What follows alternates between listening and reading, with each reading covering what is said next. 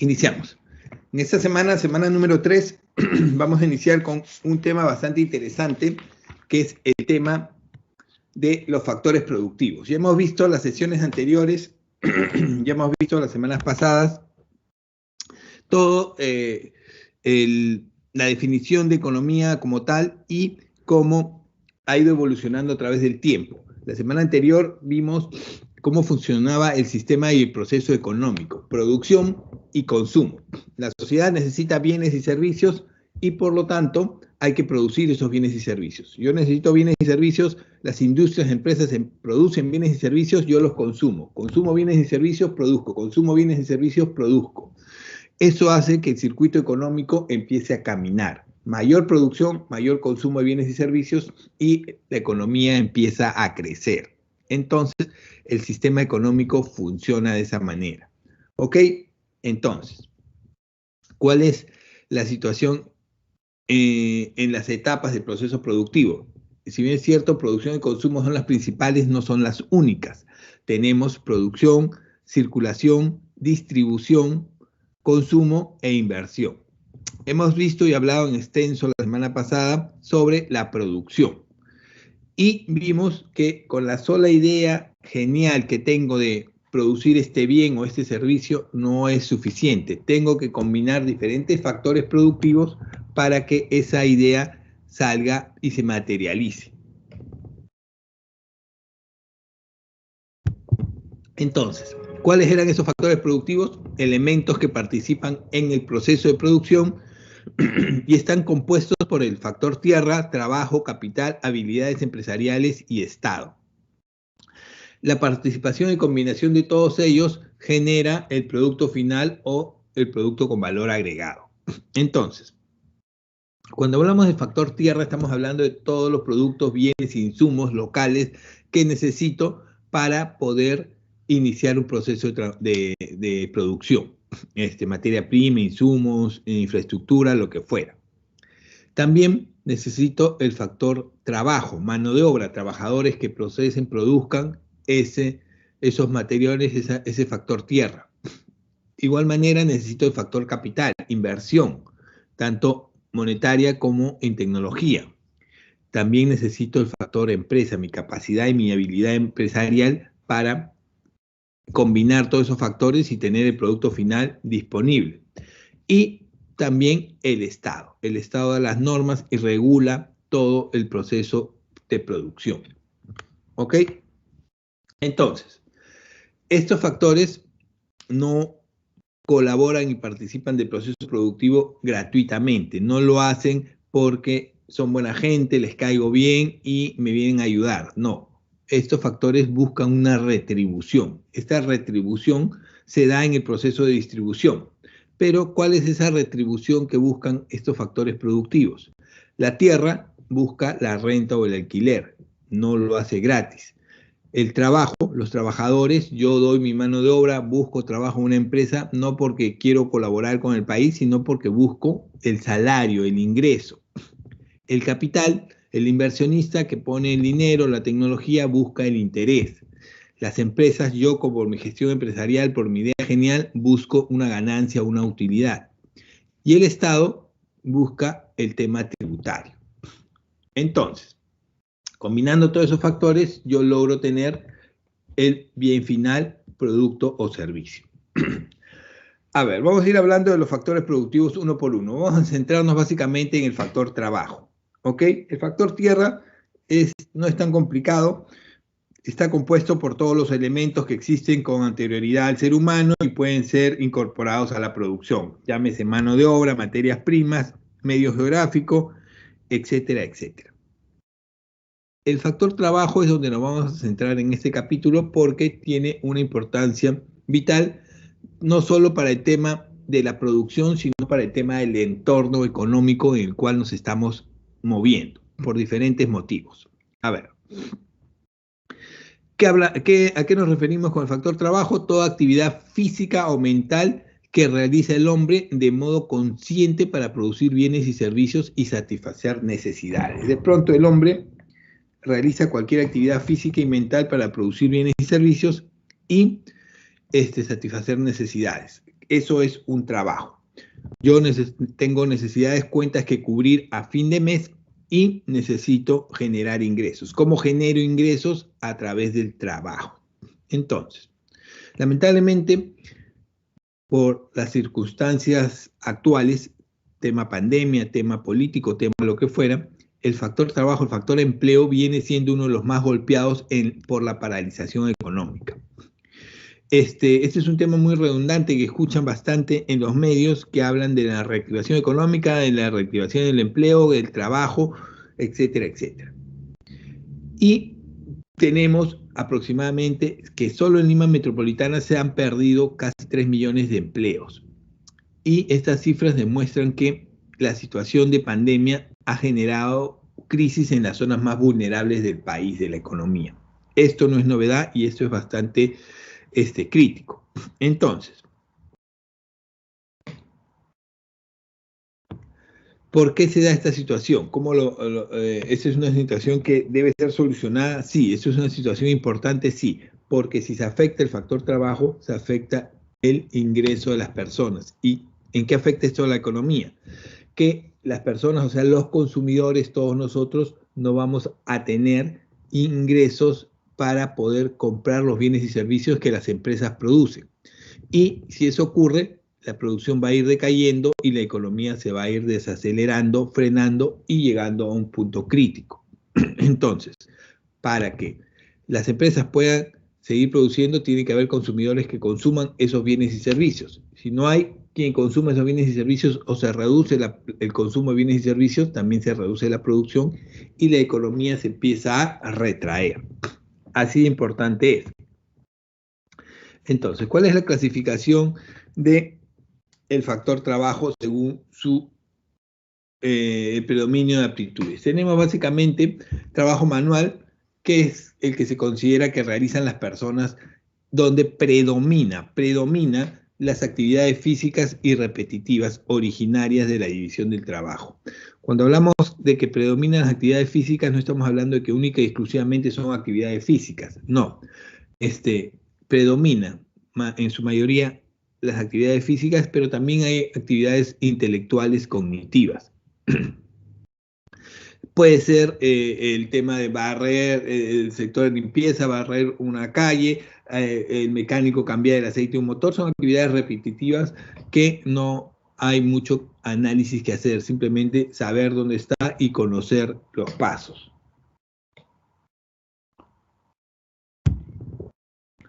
El tema intelectual ya tiene otro tipo de capacidad. Utiliza los conocimientos aprendidos, la capacitación y la preparación aprendida para evaluar y analizar las decisiones que se deben tomar con el objetivo de realizar actividades no repetitivas.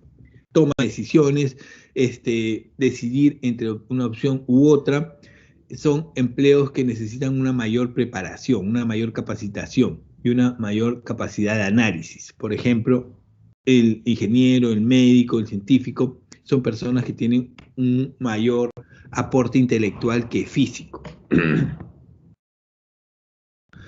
Según la función en la empresa donde se trabaja, podemos ser directores o ejecutores. Cuando se habla de director, es aquella persona que combina la función de planificar, dirigir y supervisar a las personas para gestionar actividades productivas. ¿Qué quiere decir eso? Que tiene metas. Aquellas personas que combinan todos los recursos para alcanzar las metas y los objetivos establecidos.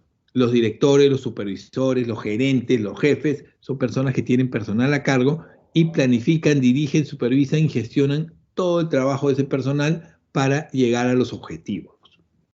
Personas con capacidad directriz. Entonces, ellos dan las órdenes y quienes las ejecutan, quienes las quienes las realizan, los ejecutores.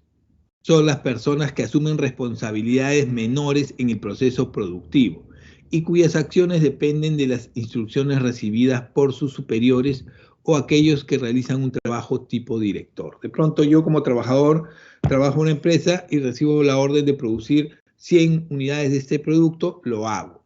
Empiezo a trabajar. ¿Por qué? Porque si producto 99 o 90, no llego a la meta del objetivo. Ya me dieron un número, tengo que cumplirlo.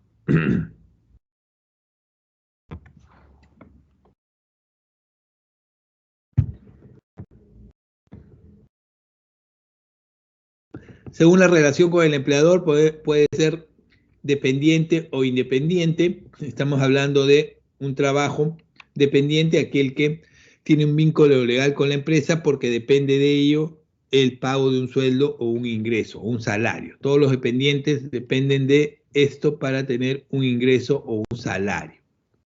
Según mi trabajo, yo tengo un ingreso o un salario según el desarrollo de mi trabajo.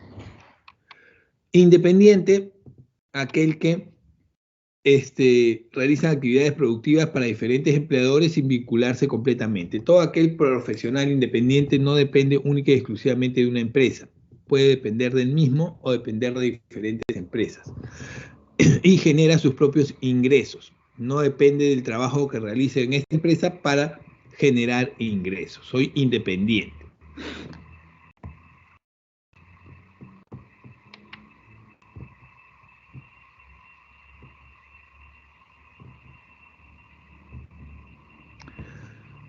Según la especialización, simple, aquellas actividades sencillas y repetitivas, calificado, aquellas actividades físicas o mentales complejas que requieren entrenamiento. ¿Ok? Entonces, eso es básicamente la clasificación. Ahora vamos a ir viendo la evolución de los sistemas de trabajo a través del tiempo. Desde el inicio de la formación de las sociedades, cuando el hombre adquiere su primigenio carácter social, se inicia la necesidad de trabajo, de construcción, de obras, de mano de obra. A ver, en el inicio de las sociedades, las tribus, clanes, familias aparecen en las grandes ciudades y aparecen lamentablemente los conflictos, las guerras, por mayor cantidad de territorio, conquista, etc. Entonces, los pueblos vencidos son tomados generalmente como esclavos. En ese sentido, los esclavos eran los encargados de realizar todas las obras grandes de construcción, puentes, carreteras, pirámides, monumentos, lo que fuera. ¿Ok? La esclavitud se desarrolla en la antigüedad a partir de las guerras y el esclavo era considerado un ser inferior, sin derechos, un objeto a disposición de su amo, para quien debía servir sin pago alguno. ¿Ok? La esclavitud duró en la historia de la humanidad bastante tiempo, hasta que de pronto, económicamente, las sociedades se dieron cuenta que la esclavitud no es viable, no es económicamente rentable. ¿En qué sentido?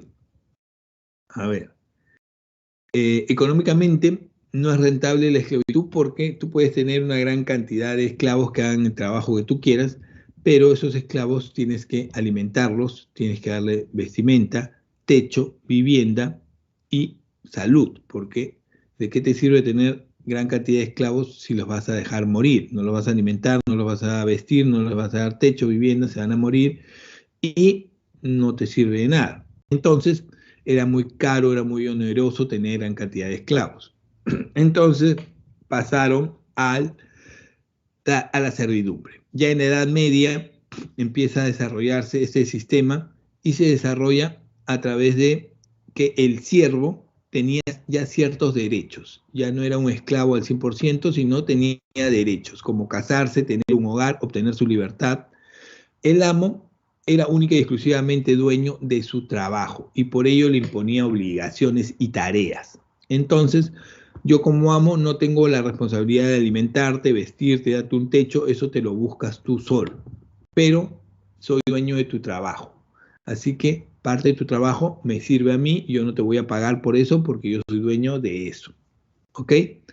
Así funcionaba la servidumbre y generó una mejora en los sistemas económicos.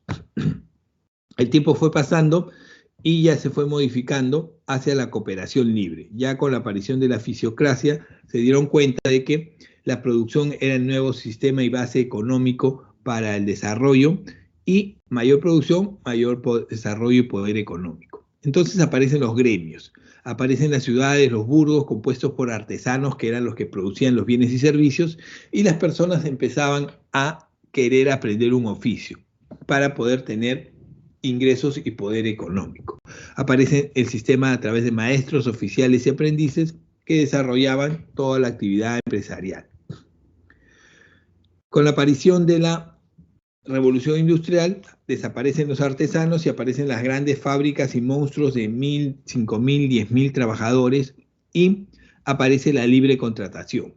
Voluntariamente las personas dejan los campos, dejan las pequeñas ciudades y se van a las grandes ciudades, a las grandes industrias, a ofrecer su mano de obra, su trabajo a través de un contrato individual. Yo ofrezco mi trabajo a cambio de un sueldo libremente, la libre contratación. Lamentablemente ya vimos que en la escuela clásica hubo muchos abusos en ese sentido, no había condiciones de trabajo adecuadas, jornadas de trabajo adecuadas, y empezaron a desarrollarse diversos tipos de abusos. Y aparece la contratación colectiva o sindical, aparecen los sindicatos que representan y protegen a los trabajadores gracias al socialismo. Y además trata de lograr mejores condiciones.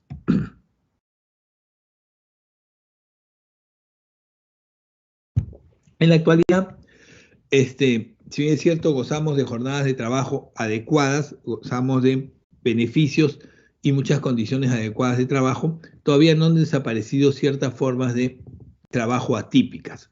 Lamentablemente en la actualidad hay ciertas zonas en el mundo donde la esclavitud sigue siendo parte de la economía mundial.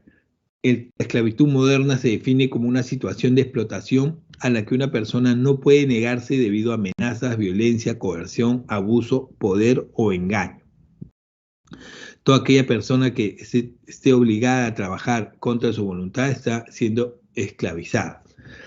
Y hay muchos ejemplos de esclavitud en el mundo: esclavitud sexual, esclavitud de niños, esclavitud a través de la violencia, que genera lamentablemente un ingreso económico para ciertos sectores. Yendo al Perú, tenemos diferentes ejemplos de formas de trabajo atípicas, como el empleo multipartita. Esta modalidad lamentablemente aparece en el Perú después de la década de los 90, con el gobierno de Fujimori, donde desaparece la estabilidad laboral y las empresas tratan de minimizar sus costos a través de minimizar la contratación de trabajadores. En ese sentido, hay tareas dentro de las empresas que son repetitivas y son muy simples, que no pertenecen directamente al proceso productivo. Vigilancia, seguridad, mantenimiento, por ejemplo, limpieza, que no deberían ser contratadas directamente. Es por eso que las empresas dicen: ¿sabes qué? Yo no voy a encargarme de contratar a esas personas, voy a contratar un service, una tercera persona que realice estas actividades por mí. Entonces aparece el empleo multipartita. Los trabajadores no están empleados directamente por la empresa a la cual prestan servicios, es decir, un trabajador es pagado por una agencia de empleos privadas, un service, una empresa de seguridad. Yo quiero seguridad para mi empresa, contrato un service, una empresa de seguridad. Ella se va a encargar de pagarle a los trabajadores, yo solo contrato a la empresa. Profesor, si en un trabajo te obligan a hacer horas extras, pero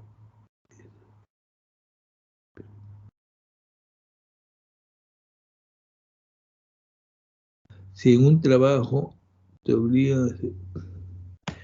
A ver, si en un trabajo que existe, te obligan a hacer horas extras, por obligación, te paguen o no te paguen, no es esclavitud, es explotación laboral.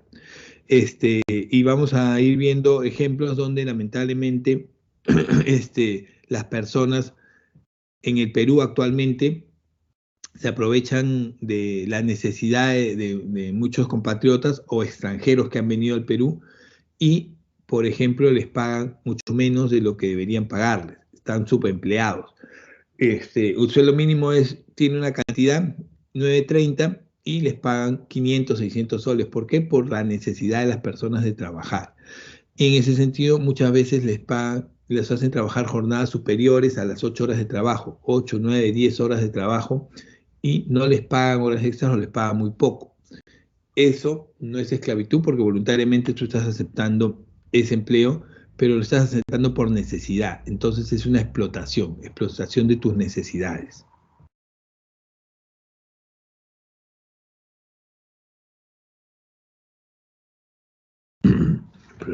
Ya, otra forma de empleo atípicas es el empleo temporal. Los trabajadores contratados por un periodo específico incluye los contratos de una duración determinada. A ver, esto se da mucho en el país, por ejemplo, básicamente en temporadas donde hay gran cantidad de producción. Por ejemplo, antes de la pandemia, en las campañas navideñas tenían una gran cantidad, o se necesitaba una gran cantidad de trabajadores para ventas porque había un gran movimiento comercial. Hay un gran movimiento comercial. Entonces empiezan a contratar trabajadores adicionales, pero por temporada. Por un mes, o mes y medio, o 2 meses máximo. Te contrato solo por ese periodo de tiempo y después de la campaña, después de que pase la campaña navideña, ya no te renuevo. Gracias por tus servicios. Adiós. Son modalidades que se dan y es que buscan cubrir necesidades de producción temporales. Otra forma de empleo atípico es el famoso empleo encubierto. Es una modalidad creada con la intención de anular o atenuar la protección que la ley brinda a los trabajadores. Esto supone el ocultamiento de la identidad del empleador contratante y esto se hace a través de un intermediario, lo cual busca evitar algún tipo de pago o sanción. A ver, esto se da bastante dentro de la economía nacional, lamentablemente. Echa la ley, echa la trampa. Y viendo que hay una gran necesidad de trabajo, yo me aprovecho y empleo de manera encubierta. Por ejemplo, una modalidad muy común es contratar a las personas a través de recibos por honorarios. Los recibos por honorarios son trabajos que se hacen de manera independiente. Yo hago un trabajo independiente específico y me pagas a través de recibo por honorarios. Pero como yo tengo necesidad de trabajo, una empresa viene y me dice, ok, yo te voy a contratar por hacer ese trabajo, pero te voy a pagar y tú me vas a girar un recibo por honorarios, pero no va a ser un trabajo específico, sino me vas a trabajar jornadas completas de 8 horas, de lunes a viernes, y yo simplemente te pago como si me estuvieras haciendo un servicio. Me pagan a través del recibo por honorarios, pero de esa manera evitan pagar impuestos, contratarme, tenerme como trabajador en planilla, etcétera, etcétera, etcétera.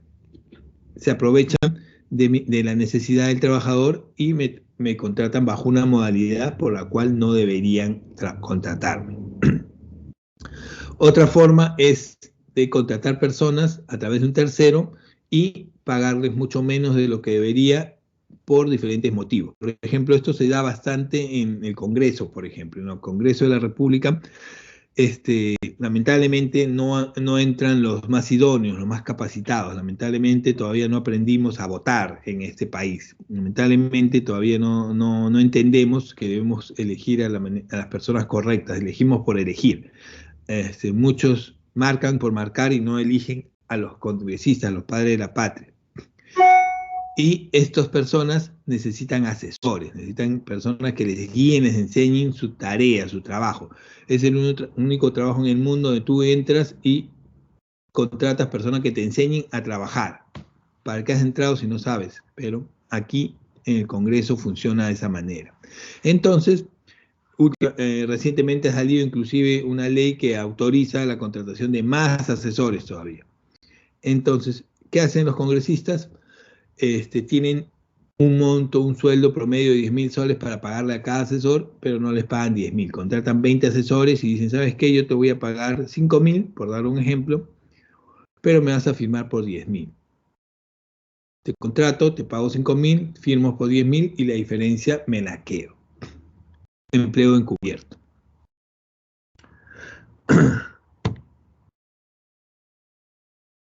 Formas atípicas diferentes, el empleo a tiempo parcial. Esta es una modalidad que van a utilizar muy seguido, tarde o temprano. Ustedes que van a empezar a ser los nuevos participantes dentro de la vida laboral muy pronto, si es que ya no trabajan, bajo la modalidad de empleo parcial. Esto sirve mucho a los estudiantes que están en su preparación y capacitación, que desean generar ingresos, y lo hacen a través del empleo parcial, trabajando por horas, 4 o 5 horas, y les pagan un sueldo. Trabajan en las mañanas, o trabajan en las tardes, o trabajan en las noches, para poder tener tiempo para estudiar.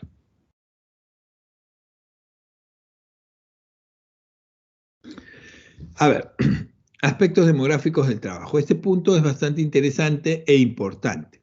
A ver.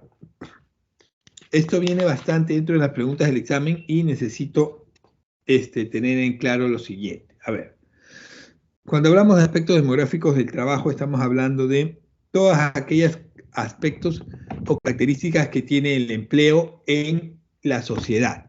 En este caso vamos a hablar del Perú. Vamos a hablar de el Perú. A ver, ¿cuántos millones de habitantes tiene el Perú en la actualidad? Jóvenes, ¿cuántos millones de habitantes tenemos en la actualidad? ¿Quién me dice? Jóvenes, ¿cuál es la población total del Perú?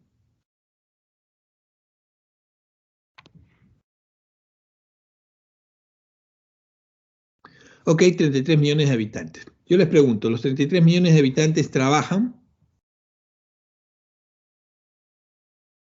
Jóvenes, no, no trabajan los 33 millones de habitantes. Entonces, de la población total del Perú, tenemos que dividirla en dos. Aquella población en edad de trabajar y aquella población que no está en edad de trabajar.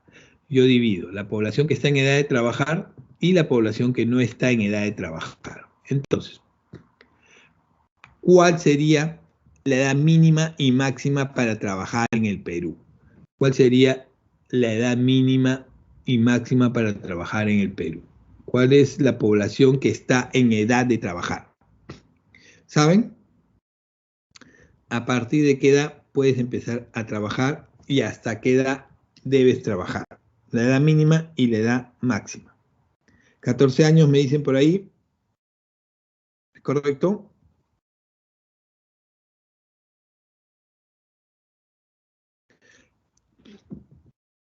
18 años máximo, 43. ¿Dónde salió eso? 14, 18, 60, máximo hasta los 43. Interesante, debería hacer eso para jubilarme ya, dentro de poco.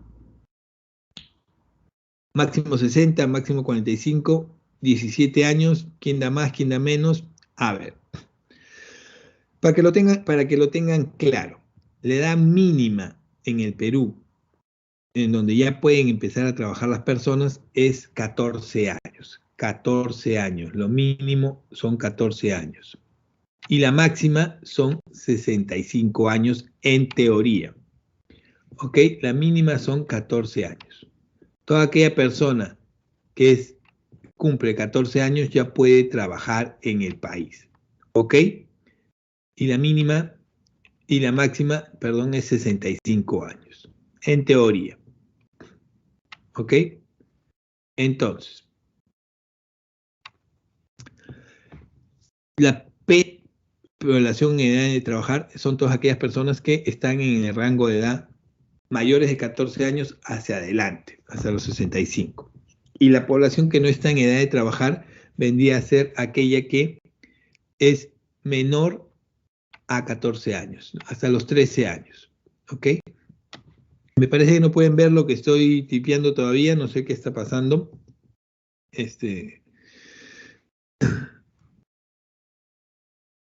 Entonces, yo les pregunto, si la edad mínima para trabajar son los 14 años, imagino que ustedes son mayores de 13 años, 14, 15, 16, 18 hacia adelante. ¿En qué parte del cuadro estarían ustedes? ¿En qué parte del cuadro están representados ustedes? ¿Me pueden indicar? ¿En qué parte del cuadro estarían ustedes?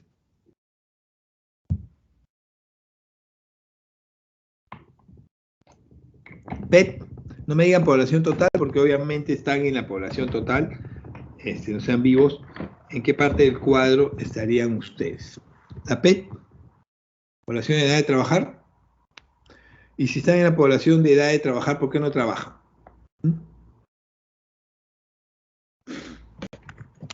¿Por qué no están trabajando? A ver, ¿a qué parte pertenecen ustedes? Lo vamos a ver más adelante. Pero la población en edad de trabajar está en el rango de 14 y 65 años. ¿Ok? Bueno, ¿por qué no trabajan todos? Algunos sí trabajan y parece muy bien. ¿Y por qué no trabajan todos en todo caso? Entonces, aquellos que están en edad de trabajar entre 14 y 65 años, también se dividen en dos categorías: población económicamente activa y población económicamente inactiva. ¿Qué quiere decir eso? Que los que están en edad de trabajar se dividen en dos categorías: aquellos que están económicamente activos y aquellos que están económicamente inactivos.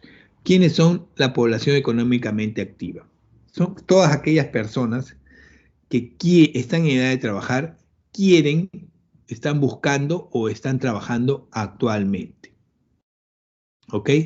Todas aquellas personas que quieren, están buscando y están trabajando actualmente. Toda aquella persona que quiere trabajar, está buscando trabajo o está trabajando actualmente, pertenece a la población económicamente activa. ¿Ok? Aquí están muchos de ustedes que trabajan, sus padres y toda aquella persona que está buscando generar un ingreso a través de el trabajo, el empleo. ¿Ok?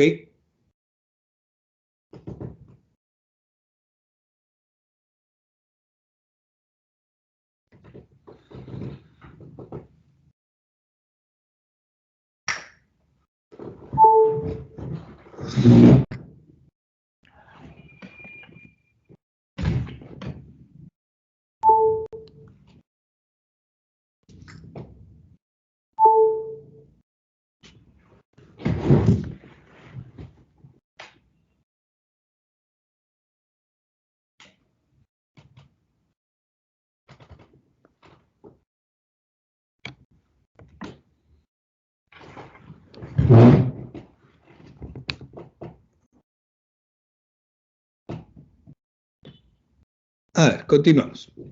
Entonces, dentro de la población económicamente activa, aquellos que están trabajando, buscando trabajo o quieren trabajar, tenemos a los ocupados y desempleados. Lamentablemente no todos los que están buscando trabajo, quieren trabajar o ya trabajan, están empleados. Hay una parte que todavía no ha encontrado trabajo. Es por ello que se dividen en ocupados y desempleados.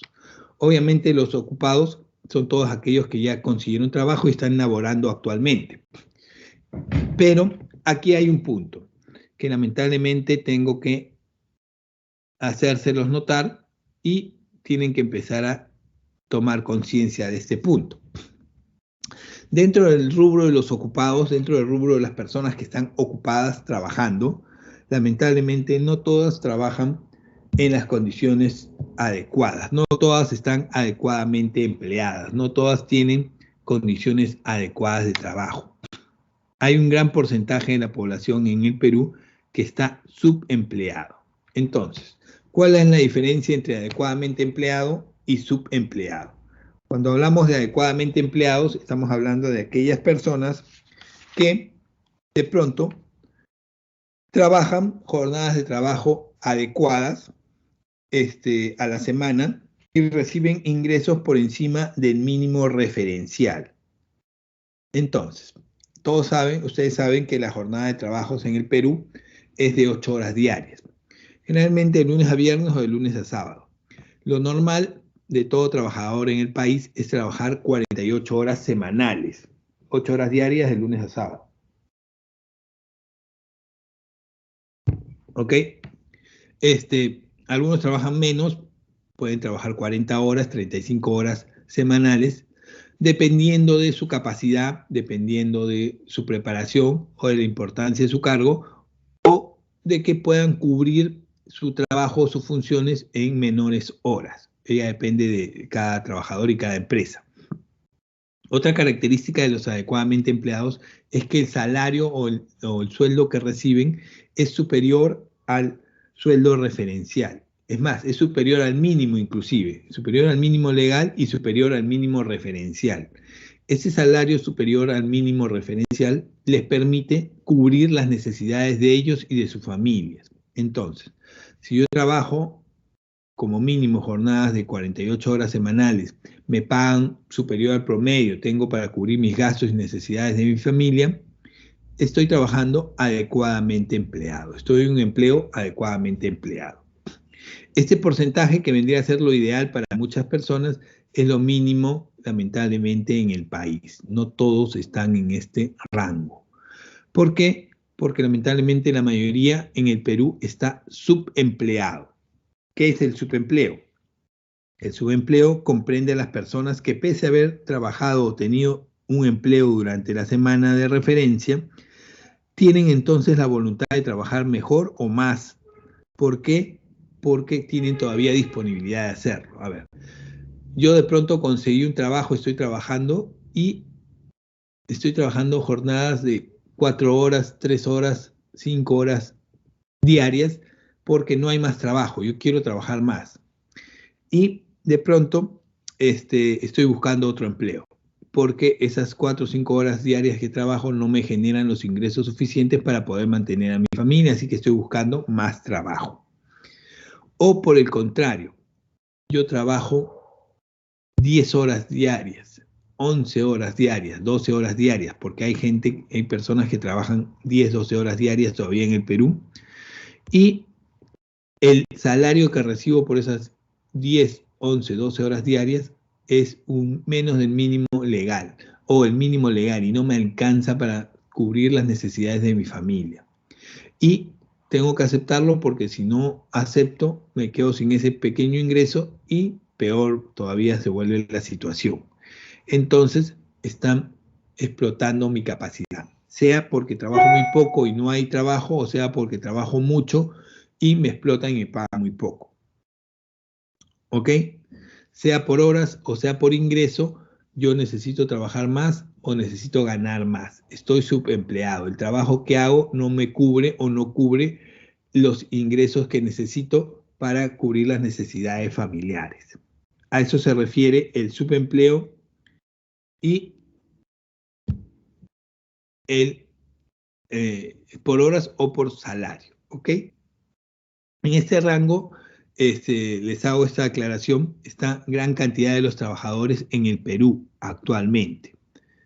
Lamentablemente es así. ¿En qué parte del cuadro quisieran estar ustedes cuando ingresen a la vida laboral, que va a ser dentro de poco? ¿Adecuadamente empleados o subempleados? ¿Dónde quisieran estar ustedes? ¿Adecuadamente empleados o subempleados? Si ustedes desean estar dentro del rango de adecuadamente empleados, tienen que empezar a prepararse y a capacitarse correctamente ahora, mejorar sus capacidades y sus competencias para poder conseguir un empleo que les permita estar adecuadamente empleados. No todos los que trabajan están aquí, muchos están subempleados y eso es una realidad que ha ido creciendo en el Perú en la actualidad. El otro rubro, obviamente, son los desempleados, aquellas personas que quieren trabajar, están buscando empleo y no lo encuentran por el momento y lamentablemente siguen en búsqueda.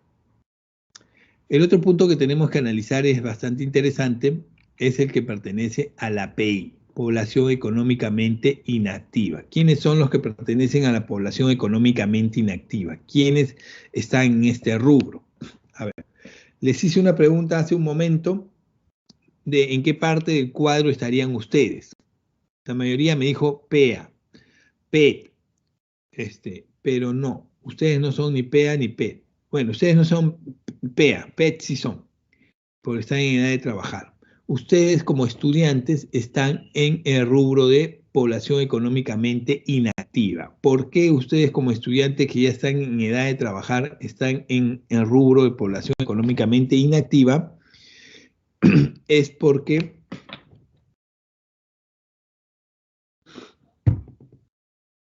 ustedes, su trabajo principal es estudiar.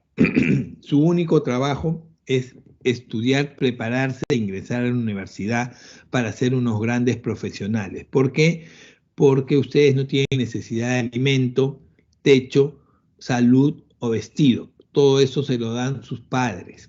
Sus padres han decidido que ustedes no aporten o no colaboren en los ingresos del hogar porque se tienen que dedicar única y exclusivamente a estudiar. Es por ello que ustedes, a pesar de estar en edad de trabajar, no lo hacen porque los están manteniendo sus padres para que se preparen, se capaciten y sean unos excelentes profesionales y mañana más tarde generen sus propios ingresos. ¿Ok? Entonces,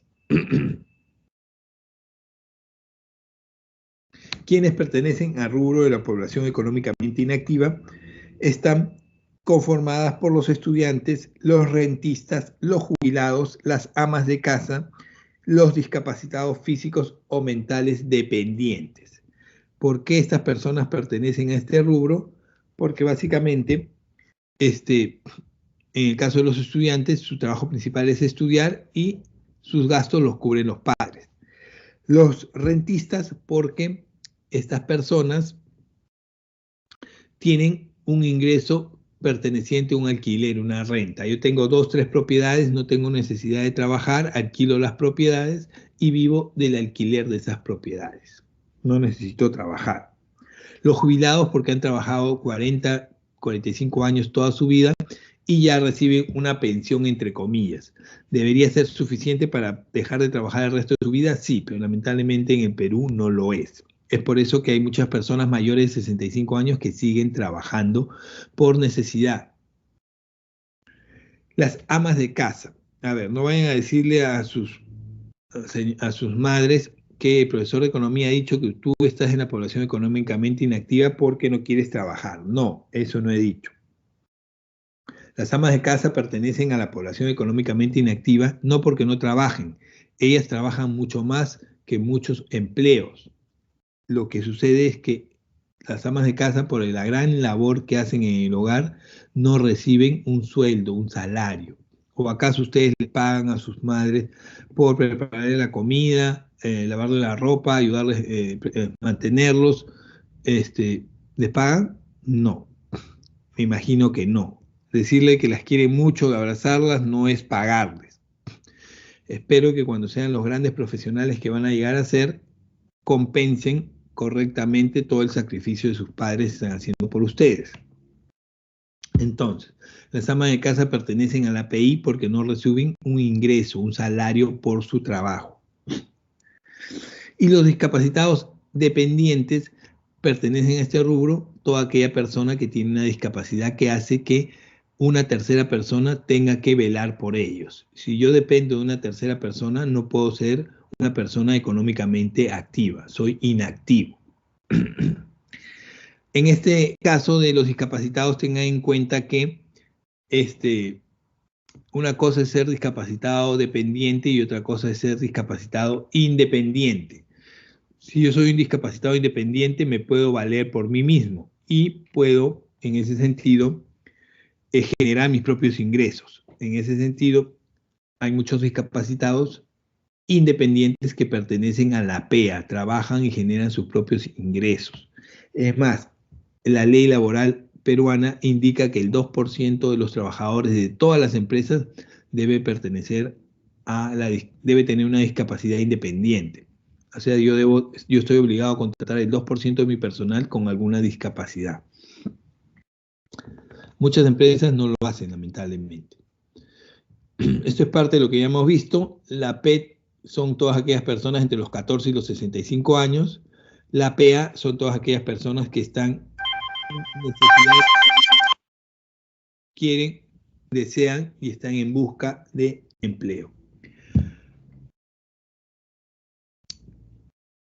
A ver, jóvenes, ya vimos quiénes son los adecuadamente empleados y ese es el porcentaje de crecimiento del subempleo en el Perú. Como ven, cada vez está creciendo y variando más que los adecuadamente empleados. Ok, jóvenes, les voy dejando el cuadro hasta aquí. Estas son las claves de la sesión anterior. Perdón, esa es la clave de los ejercicios de ahora. Gracias por la atención prestada. Nos vemos en la siguiente sesión, jóvenes. Muchas gracias. Nos vemos. Gracias.